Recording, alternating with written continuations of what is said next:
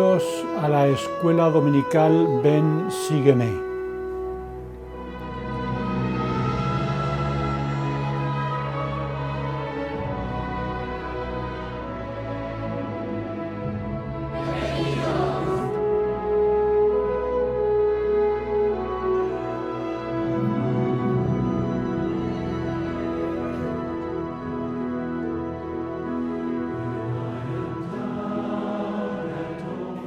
Recordamos que en la lección anterior estudiamos las enseñanzas del Salvador al pueblo de Nefi y a sus discípulos en lo que se podría llamar el Sermón del Monte del Libro de Mormón. Pues la lección de hoy empieza cuando termina ese sermón y el Señor mira a la multitud para ver qué reacción descubre en ellos a su discurso y se da cuenta de que no habían entendido del todo las enseñanzas que les dio y les dijo. Esto está en los primeros versículos de 3 Nefi 17. Veo que sois débiles y que no podéis comprender todas las palabras que el Padre me ha mandado que os diga en esta ocasión. Por tanto, id a vuestras casas, meditad las cosas que os he dicho y pedid al Padre en mi nombre que lleguéis a entenderlas. Esto es lo que les dijo el Señor cuando terminó su sermón. Les mandó, por tanto, meditar lo que les había enseñado, porque la meditación es una herramienta, un medio fundamental para obtener un testimonio de las cosas que leemos y que oímos. Nefi, por ejemplo, en un momento difícil de su vida, abrió su alma y compartió los sentimientos más profundos de su corazón en lo que se conoce como el Salmo de Nefi, que empieza con estas palabras: Mi alma se deleita en las cosas del Señor, y mi corazón medita continuamente las cosas que he visto y oído. Eso está en 2 Nefi 4, versículo 16. Y yo creo que esa es la actitud que se espera de todos nosotros, que meditemos continuamente las cosas que vemos, que oímos y que experimentamos en este mundo, en un esfuerzo, mediante la introspección, de evaluar nuestra vida y entender un poco mejor su propósito. En el caso de Nefi, su padre acababa de morir y en ese momento tan difícil recordó las cosas que aprendió de él. Especialmente recordó el día en que compartió con su familia la visión que tuvo del árbol de la vida, como sabéis que está en el capítulo 8 de 1 Nefi. Nosotros, los padres, cuando compartimos con nuestros hijos nuestras experiencias espirituales, lo hacemos con la esperanza de que les ayude en el estrecho y angosto camino de su conversión. Y en respuesta a la experiencia de su padre, en el caso de Nefi, dijo así: Yo, Nefi, sentí deseos de ver, oír y saber las cosas que mi padre había visto en una visión, y también las cosas que habló por el poder del Espíritu Santo, que es el don de Dios para todos aquellos que lo buscan diligentemente. Esto está en 1 Nefi, capítulo 10, versículo 17. Y Nefi añadió lo siguiente: Después de haber deseado conocer las cosas que mi padre había visto y creyendo que el Señor podía hacérmelas saber, mientras estaba yo sentado reflexionando sobre esto, fui arrebatado en el Espíritu del Señor hasta una montaña extremadamente alta que nunca antes había visto y sobre la cual nunca había puesto mis pies. Y el Espíritu del Señor, que me hablaba como un hombre habla con otro, me preguntó: ¿qué es lo que deseas? Y yo le dije: deseo ver las cosas que mi padre vio. Y el Espíritu me dijo: ¿crees que tu padre vio el árbol del que ha hablado? Y yo le dije: sí, tú sabes que creo todas las palabras de mi padre. Aquellas palabras de Nefi fueron la clave que dieron acceso a la visión deseada, porque a partir de ese momento Nefi empezó a ver las experiencias que su padre había compartido, lo vio con los ojos del Espíritu y vio por tanto todo aquello que él había pedido. Nefi quería ver lo que vio su padre, pero no porque dudara de lo que había dicho él, sino por todo lo contrario, quería ver precisamente porque creía que era cierto todo lo que él había contado y que también se podría ver de nuevo. Y no solo creía que su padre había visto lo que dijo, sino que sabía que él también podría verlo. ¿Crees todo lo que dice papá?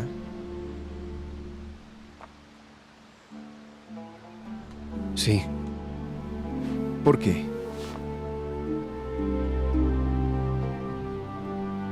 Yo clamé al Señor. Él me visitó. Enterneció mi corazón y yo creí. Te creo, Nefi.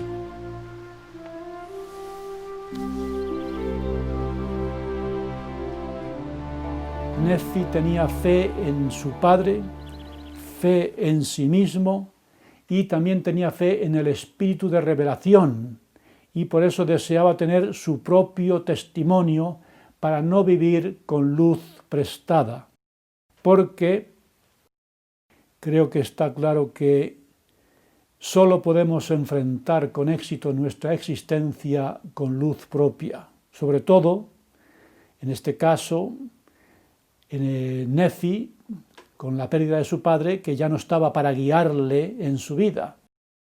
Y sus hermanos, como sabemos, no eran precisamente la ayuda que él necesitaba. Y nosotros, padres, ¿cómo nos gustaría que todos nuestros hijos tuvieran el mismo deseo de Nefi y que obtuvieran su propio testimonio, igual que nosotros hemos obtenido el nuestro?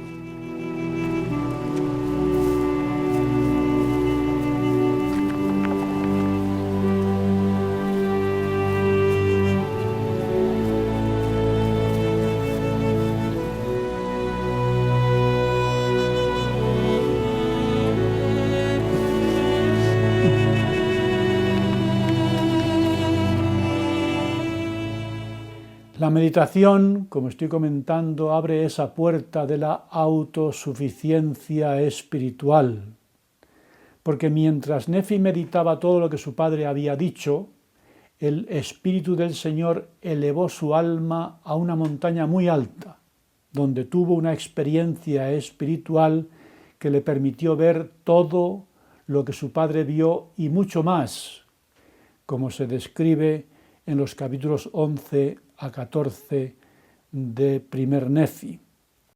Y eso es lo mismo que el Señor pidió a los nefitas, como estaba comentando antes, después de haberles dado el sermón o después de haber estado enseñándoles.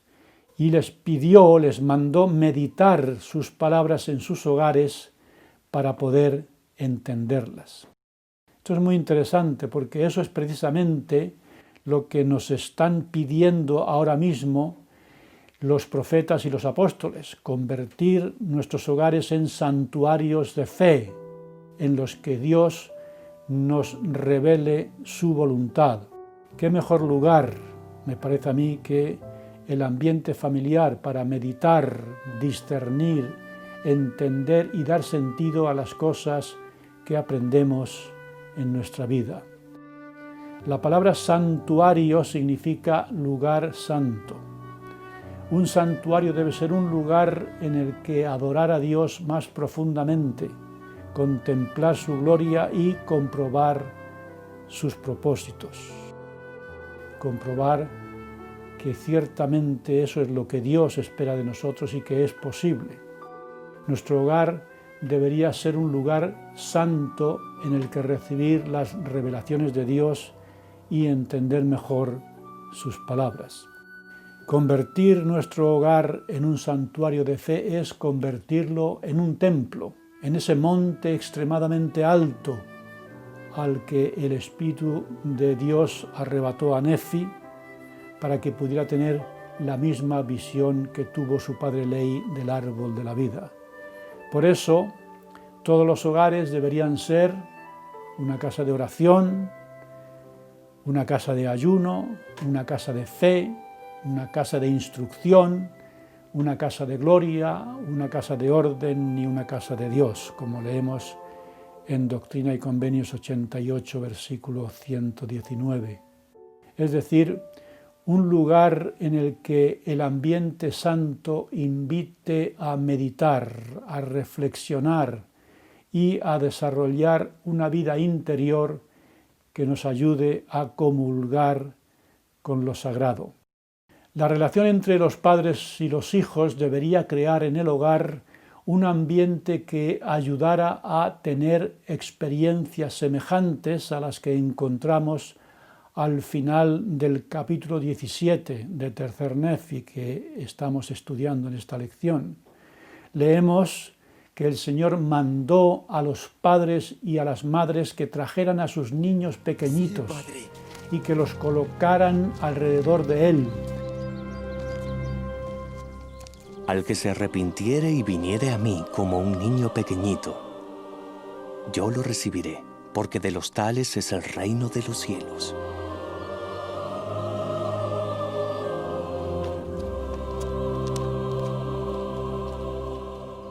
Y oró al Padre usando palabras tan sagradas e inefables que no pudieron escribirlas.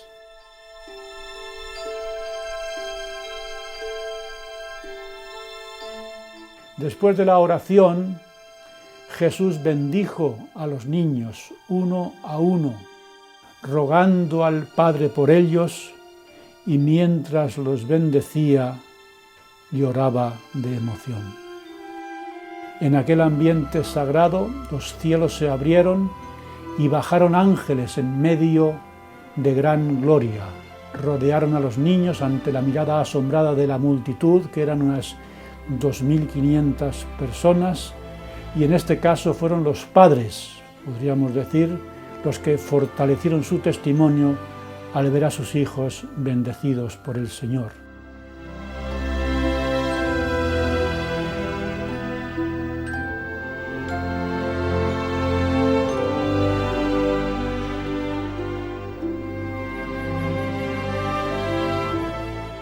Qué maravilla, hermanos y hermanas, si tuviéramos los padres y los hijos todos juntos experiencias espirituales semejantes en nuestro propio hogar. Y en este caso, nuestros niños pequeñitos serían esos ángeles que han bajado a formar parte de nuestra familia y con su inocencia nos comunican con los cielos.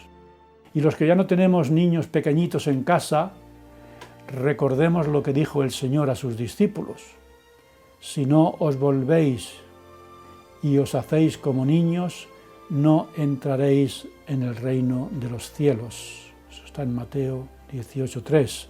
Y añadió posteriormente: dejad a los niños venir a mí y no les impidáis hacerlo. Mateo 19:14.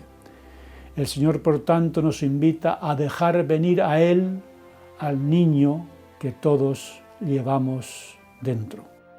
Y fue en este momento tan sublime de los niños rodeados de gloria celestial cuando el Señor aprovechó para instituir el sacramento de la Santa Cena, la sagrada ordenanza que nos ayuda a comunicarnos con los cielos. Pidió que le llevasen pan y vino. Tomó el pan, lo partió, lo bendijo y dio a sus discípulos, y cuando lo comieron y estuvieron llenos, mandó que dieran a la multitud. Y cuando todos estuvieron llenos, hizo lo mismo con el vino hasta que todos, como leemos, estuvieron llenos también.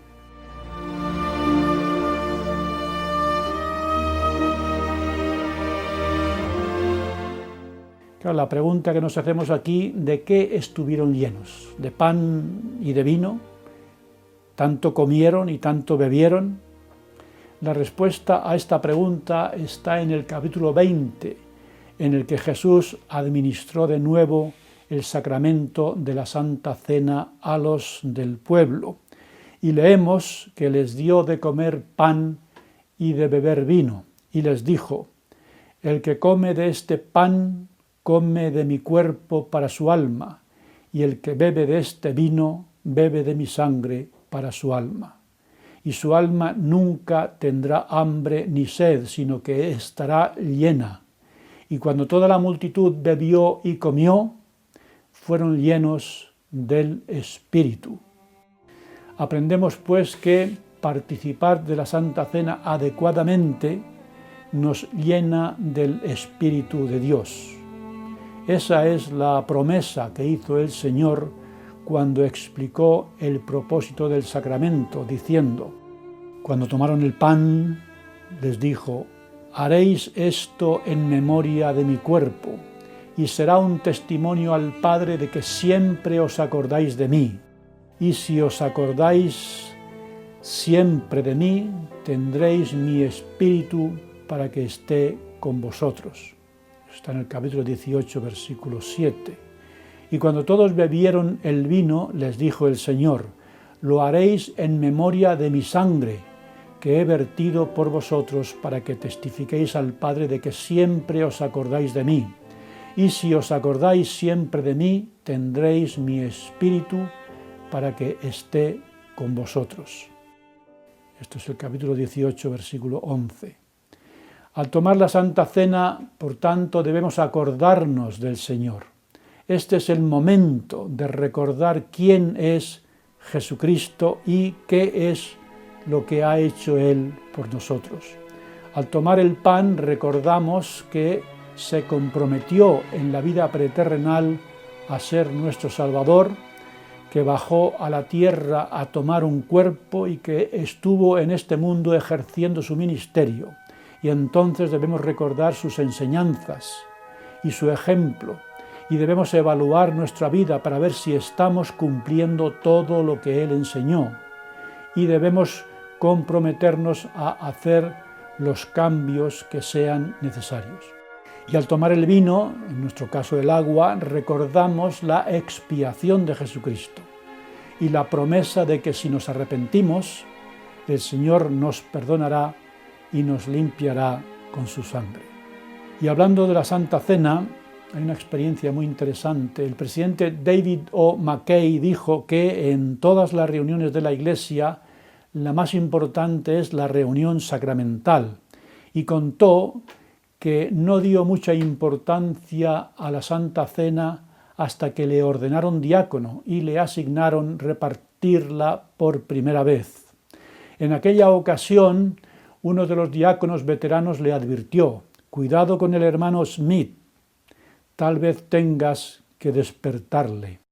Al llegar a la séptima fila, contó el presidente McKay, encontré al hermano Smith despierto y tomó el pan con reverencia.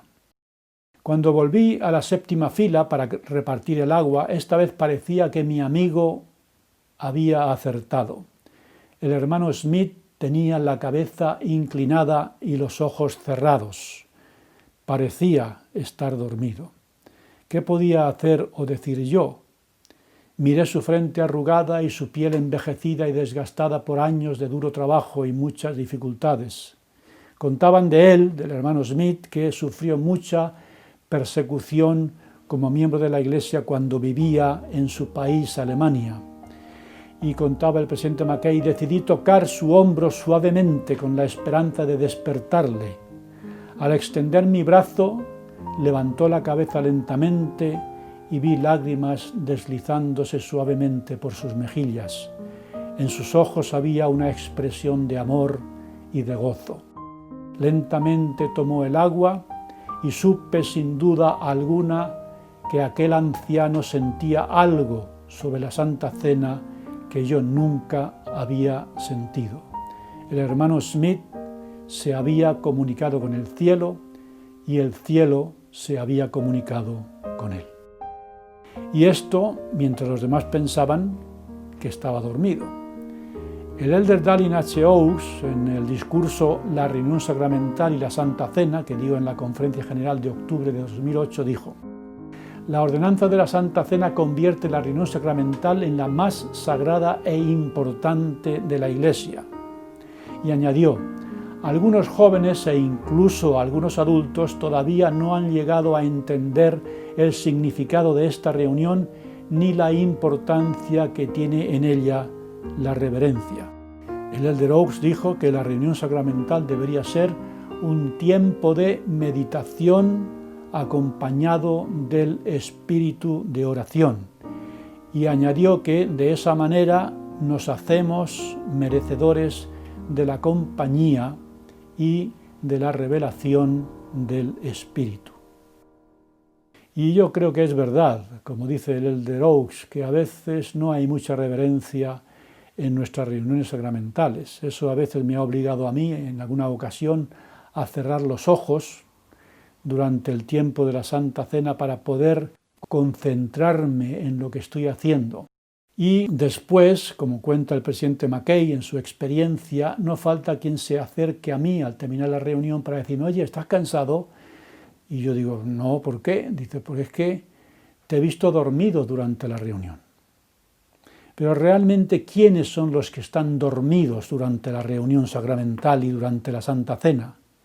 En el capítulo 11 de la primera epístola a los Corintios, el apóstol Pablo recuerda el propósito de la Santa Cena y dice que hay muchos que no la toman dignamente porque lo hacen sin discernir el cuerpo del Señor, y dice el apóstol que por lo cual hay muchos enfermos y debilitados entre vosotros, y muchos duermen, añadió. Capítulo 11, versículo 30. Estos son los que están dormidos, los que toman la Santa Cena rutinariamente sin entender su significado. Como dice el elder Oaks, estos están dormidos, no solo durante la reunión, sino antes y después también, aunque tengan los ojos abiertos. El apóstol Pablo dijo también que si no participamos adecuadamente de la Santa Cena, nos debilitamos espiritualmente. Y esto es muy peligroso, porque si estamos espiritualmente débiles, el diablo, que está pendiente de nosotros y espera el momento para destruirnos, ahí tendrá las cosas más fáciles. En 3 Nefi 18:18 leemos algo tremendo sobre estas intenciones de Satanás. El Señor dijo a sus seguidores lo mismo que había dicho al apóstol Pedro y a sus discípulos en el Nuevo Testamento. Eso está en Lucas 22.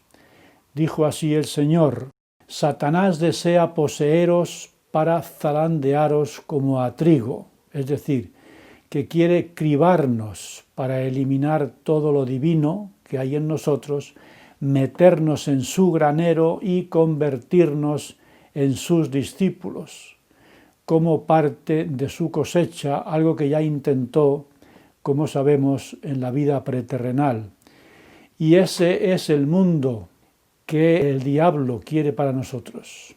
Y nosotros, como padres, tenemos miedo sobre nuestros hijos, miedo de que Satanás los atraiga a su causa, convirtiéndolos en ángeles caídos. Y por supuesto, esa presión diabólica la sufren no solamente los hijos, sino también los padres. El Señor nos advierte del peligro y nos dice cómo vencerlo. Dijo así: de cierto os digo que debéis velar y orar siempre, no sea que el diablo os tiente y seáis llevados cautivos por él. Capítulo 18, versículo 15. Y añadió: orad al Padre con vuestras familias siempre en mi nombre, para que seáis bendecidos. Eso está en el versículo 21. El capítulo 19 de Tercer Nefi dice que cuando Jesús ascendió al cielo, las familias, los padres con sus hijos, fueron a sus casas y como Jesús volvería a la mañana siguiente, se prepararon durante toda la noche para recibirlo de nuevo. Los dos puntos principales de este último capítulo de la lección son la oración y el don del Espíritu Santo, que se resumen en el versículo 9, cuando el pueblo pidió lo que era de mayor valor para ellos. Leemos que oraron por lo que más deseaban, que les fuese dado el Espíritu Santo. Capítulo 19, versículo 9.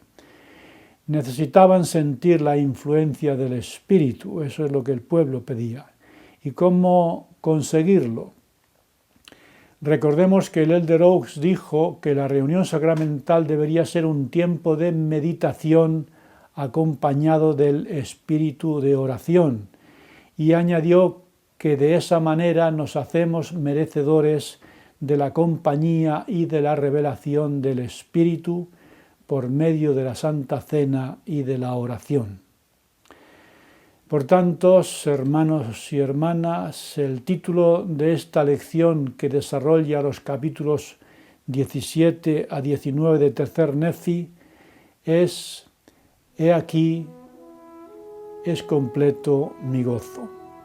El Señor había pedido que trajeran a los niños pequeñitos y los colocaran alrededor de Él, y con los niños junto a Él pidió a los de la multitud que se arrodillaran.